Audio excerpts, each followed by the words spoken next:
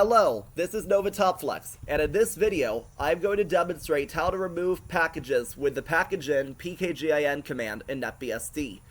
You need to know the package name for whatever you want to remove, and in this case, what I'm going to do is pkgin remove xfce asterisk. And then, similar to apt-get, you will also see pkgin auto remove. So far, it's going to say xfce4 terminal.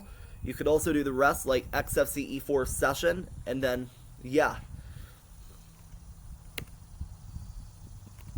Removing the icon theme now. But it'll only let you do one at a time, unfortunately. So it'll definitely be much more difficult. It's going to say xfce4 wm themes, and unlike apt-get, you will not necessarily be able to do multiple with a glob. The glob symbol works, but only once.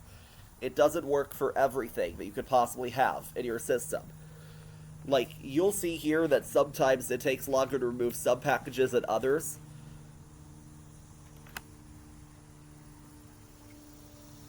Here you will see all the different plugins and the dependencies, but you can also make sure that anything you no longer need on your system can be removed with pkgin auto remove. So it's similar to apt-get and similar to apt in other ways. Now, you may not always have tab completion available, but I do believe that in some terminal emulators, you do have tab completion available. You'll see Avahi and other software. It'll tell you if other software packages depend on it, and if other users need Avahi and why not and whatnot.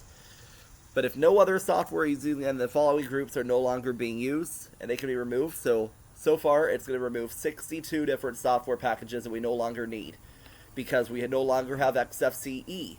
What we do still have are the other window managers, because if you delete xfce, you're not deleting the entire X Windows system. Like, in my case, I already have ctwm, jwm, and openbox. And I also am trying to remove xfce. So I used to have xfce, but just because I'm getting rid of it doesn't mean I'm getting rid of the X Windows system in its entirety. But overall, if you keep watching, you'll see all the different software that I'm removing on the system now. It's very similar and very much as intuitive as apt-get, or apt, the entire apt system. If you think aptitude is more intuitive, I'm sorry to say this, but this is not aptitude. This is just like apt.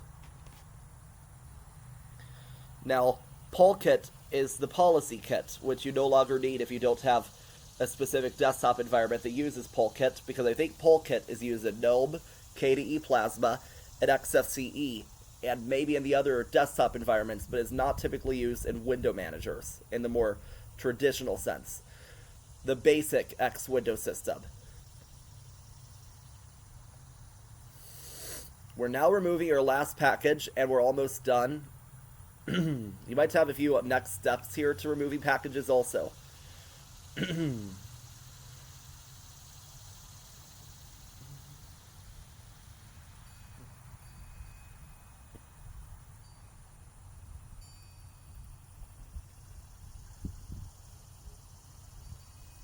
So yes, we're now all done, but this is how you use the pkgin command to remove and auto-remove software.